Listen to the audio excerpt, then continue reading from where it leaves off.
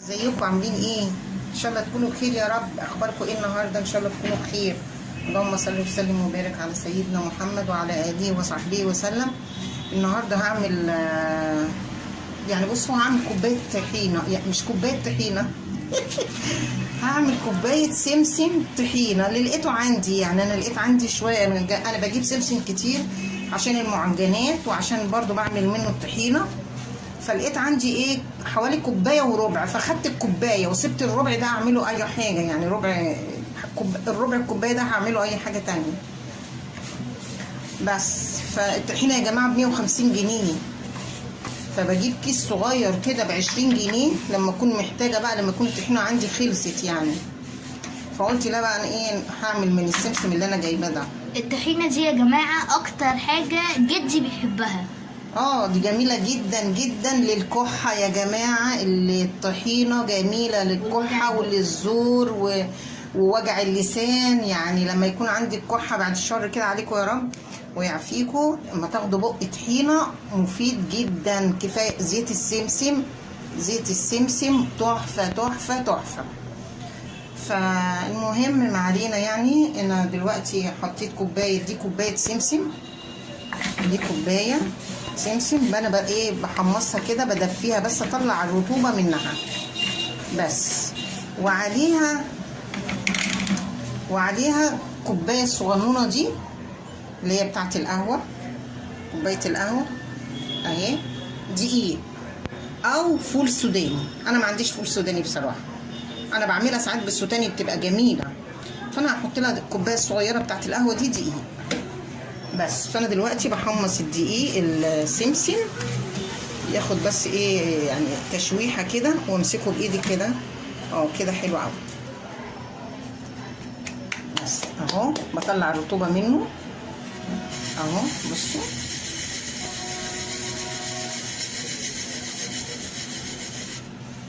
اهو،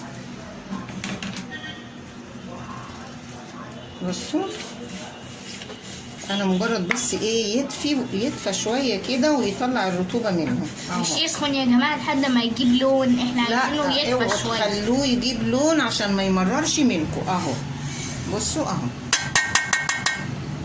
دلوقتي بقى ايه هركن الطاسه دي شويه، وايه هاخد كوبايه الدقيق الصغيره دي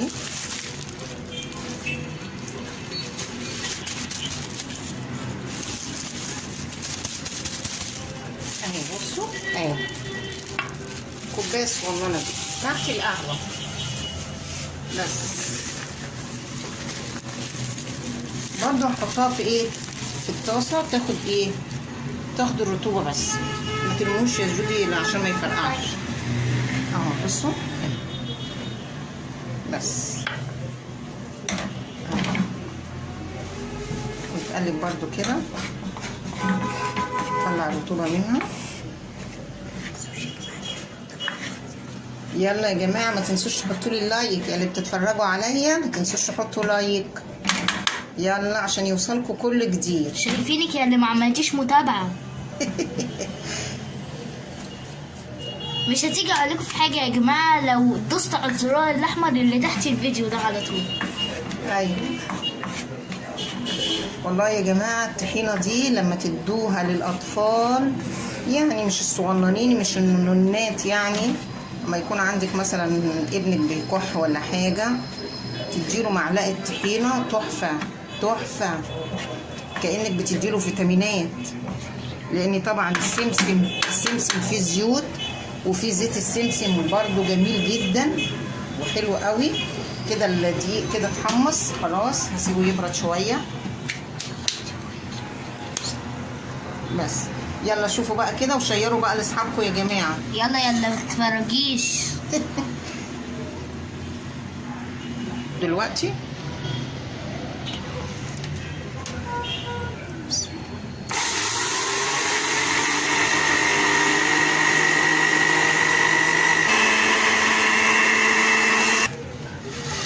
بصوا يا جماعه، دي كوبايه الزيت اللي هي كوبايه القهوه اهي، هحطها في الخلاط اهو. بسم الله الرحمن الرحيم. لازم تحطيها هي في الاول بس بقى بحط كوبايه الزيت في الاول عشان تمشي ايه الخلاط،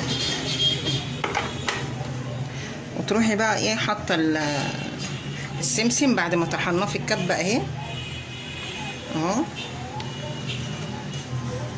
حبه حبه كده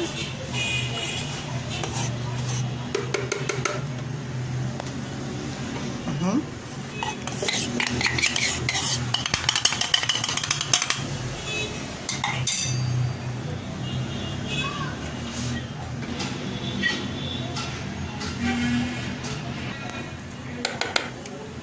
بحط معلقه دقيق تاني يا جماعه اهو.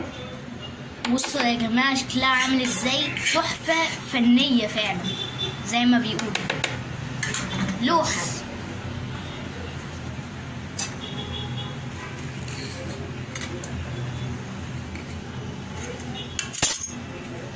كده بصوا يا جماعه اهي، شايفين اهي، شايفين يا جماعة الجمالة وطعمها، وريحتها تحفه. ده ريحتها بصوا ممكن لو حد طالع على السلم يشمها.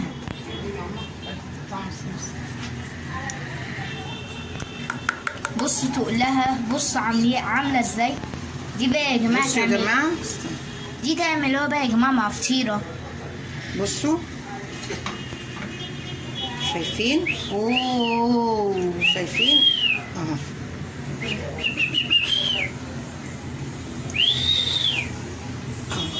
دي كوبايه سمسم اللي انا وريتها لكم الصغيره دي اهي. بصوا عملت لي قد ايه. اوه